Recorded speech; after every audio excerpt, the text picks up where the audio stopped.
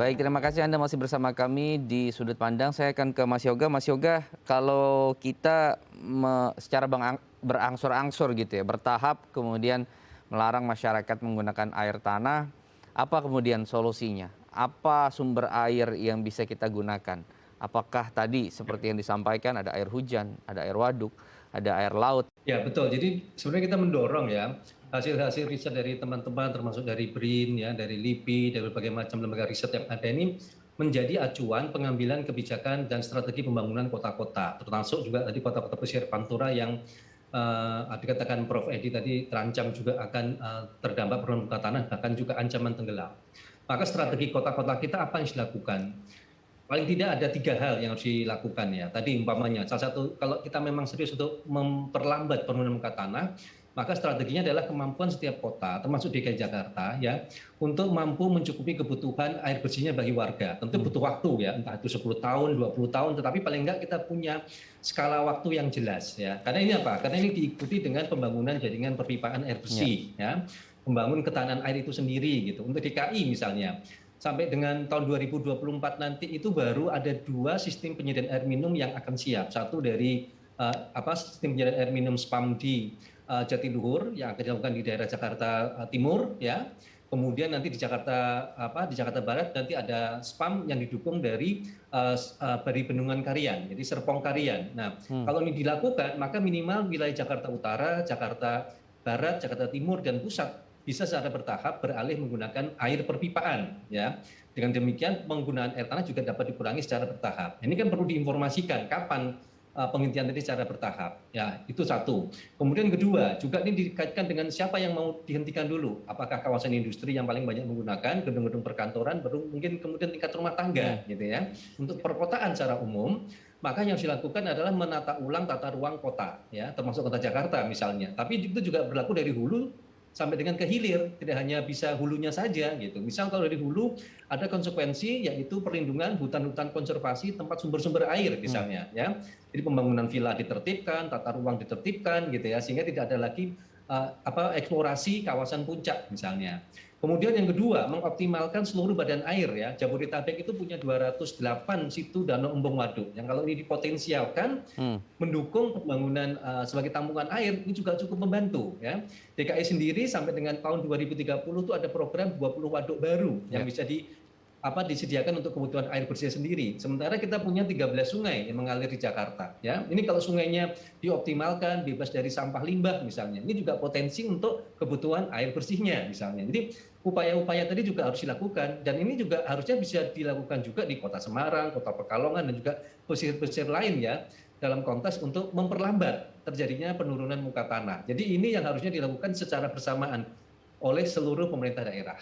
Kita kan tidak hanya bicara kuantitas sumbernya dari mana, tapi juga tadi kualitas yang juga harus kita bicarakan, Mas Yoga. Karena kita tahu Ya betul. semua aliran limbah rumah tangga ini masuk ke sungai. Bahkan ada beberapa pabrik yang juga yang tidak taat membuang semuanya juga ke sungai Betul. limbahnya tanpa kemudian Ya. disaring lagi. Ada juga pencemaran plastik dengan mikroplastiknya. Ya Bagaimana betul. soal kualitas, Mas Yoga?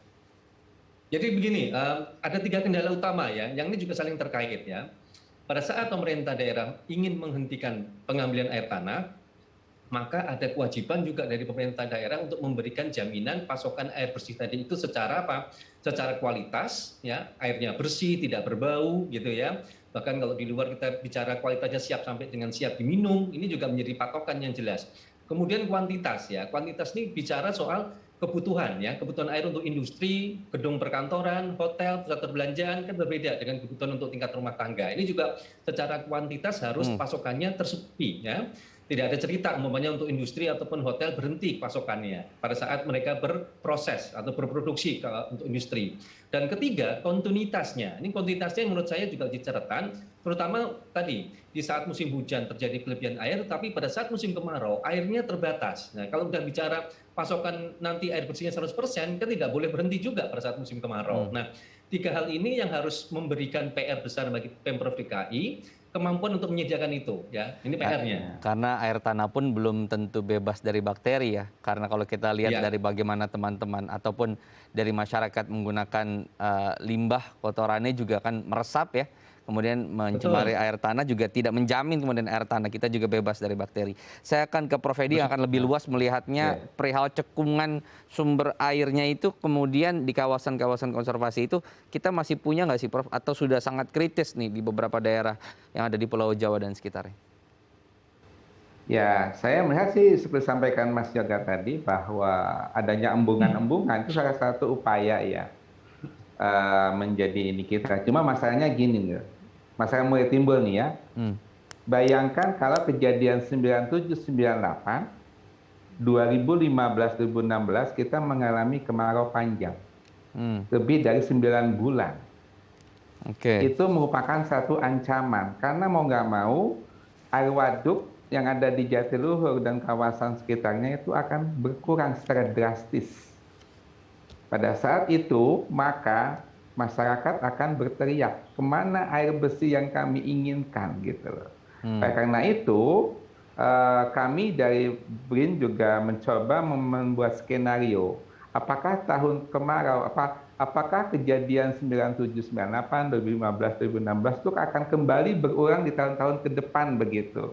Agar supaya gitu kita bisa mengefisiensikan semua catchment area untuk air, terutama di kawasan hulu ya.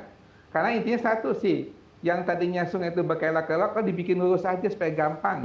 Airnya kan nggak sempat disimpan.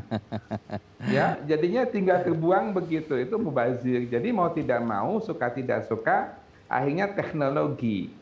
Ya, saya sepakat dengan Mas Yoga tadi, alangkah baik, memang gini, selama masyarakat tidak 100% terpenuhi kebutuhan air bersihnya, mereka pasti akan ribut ya. Dan mau tidak mau artinya kita menyediakan dulu sarana dan prasarana infrastrukturnya kita bangun. Sejak kapan? Nah, ini saya berpikir dengan waktu nih. Kalau statementnya Joe Biden 2030, waktu kita tinggal 10 tahun lagi ya, 9 tahun ya, nggak panjang begitu. Loh, emang Joe Biden nggak punya ramalannya tepat atau tidak? Ya, terlihat dari ini tentu Joe Biden punya dasar ya, dia tidak sembarang bicara tentang masalah itu. Anggaplah itu benar, artinya waktu kita tuh nggak banyak begitu. Karena itu jangan menunda lagi, jangan ini lagi, ya mau tidak mau harus segera mungkin dipertimbangkan, dipikirkan. Di segmen berikutnya kita akan membahas Mas Yoga dan Prof. Edi bagaimana meyakinkan masyarakat agar nanti mau beralih karena di beberapa wilayah sudah terinstalasi tapi justru masih tetap menggali. Kita akan bahas nanti di Sudut Pandang, tetap bersama kami.